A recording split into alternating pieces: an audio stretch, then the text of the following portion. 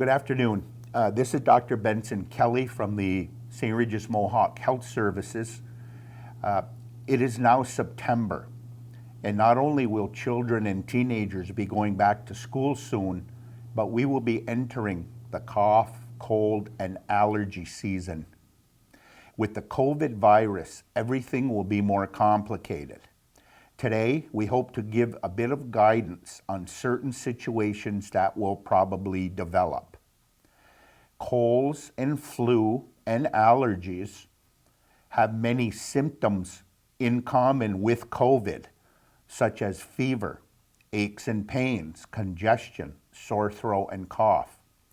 There are less common symptoms as well, such as diarrhea, loss of smell or taste, and fatigue.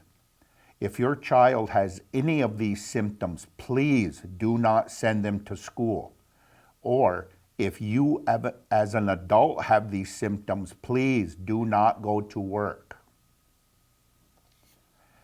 Once the season, the cough, cold, and flu season is full blown, we are expecting most health clinics and facilities to be very busy.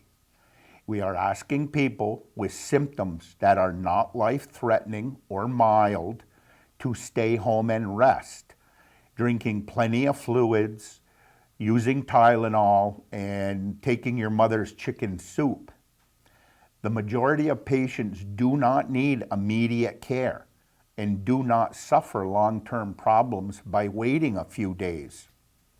Please make sure that you have a home supply of Tylenol, both liquid and pill form, as well as fluids, which would include water, Pedialyte, or Gatorade, and most importantly, a thermometer. Do not go to the ER or your clinic without first calling and speaking with someone. As we stated, the majority of patients will not need to be seen immediately, and oftentimes treatment can be given over the phone. But please remember, the ER will not treat you over the phone. This will help blunt the demand we expect during this time as a worst case scenario. It is often difficult to tell who is stable enough to stay home and monitor themselves. If your temperature or your child's temperature is stable and it comes down with Tylenol, you are okay.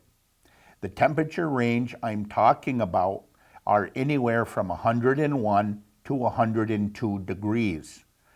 I know we are using 100.4 as the cutoff for COVID, but these are a little different. Anything higher than 102 must be watched very closely, but it still will come down with Tylenol. This level of temperature is safe for a couple of days. Other symptoms to monitor include whether or not you can take in and keep down liquids or a bland diet. It is certainly worrisome if you cannot keep food down due to vomiting. You should also monitor for significant diarrhea, especially if it is associated with abdominal pain. Other obvious symptoms include shortness of breath or chest pain, coughing spasms that make your chest hurt or make you feel lightheaded.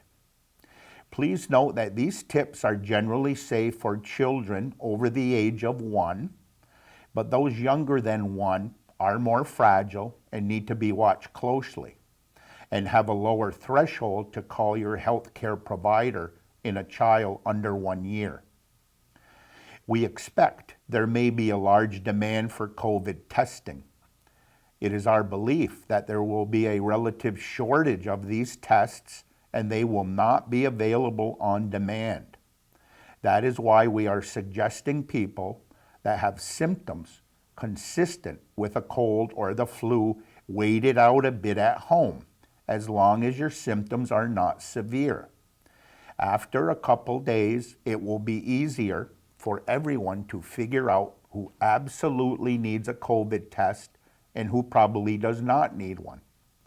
This shortage will also involve the tests that give results right away, so people may have to have the testing where you have to wait anywhere from 4 to 8 days.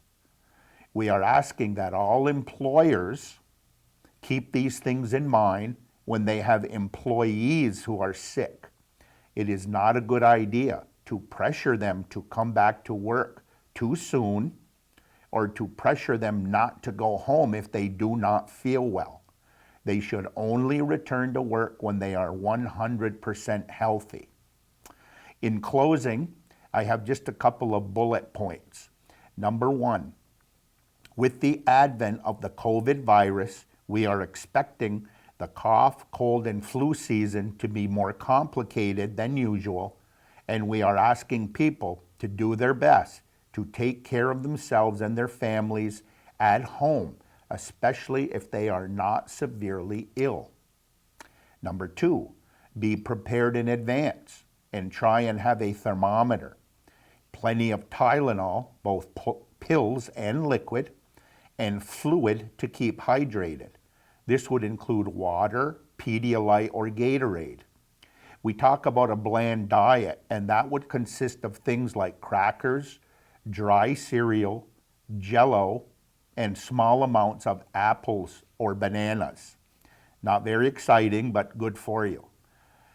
Number three, if you do not need medical care and are stable at home, do not go to the clinic or emergency room unless you absolutely need to. Please try and call first so that we can blunt overcrowding and keep a good schedule.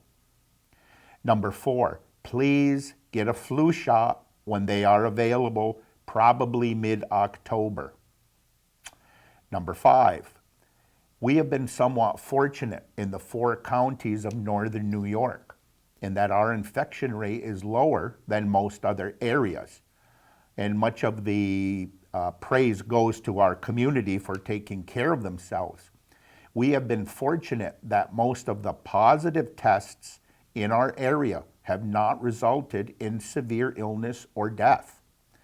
The point to remember is that if you wear a mask, you wash your hands frequently, you maintain social distancing, and avoid crowds where people are not following these rules, your chances of avoiding the COVID virus are good.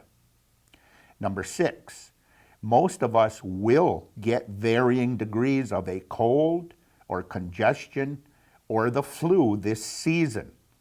By season, I mean anywhere October through April.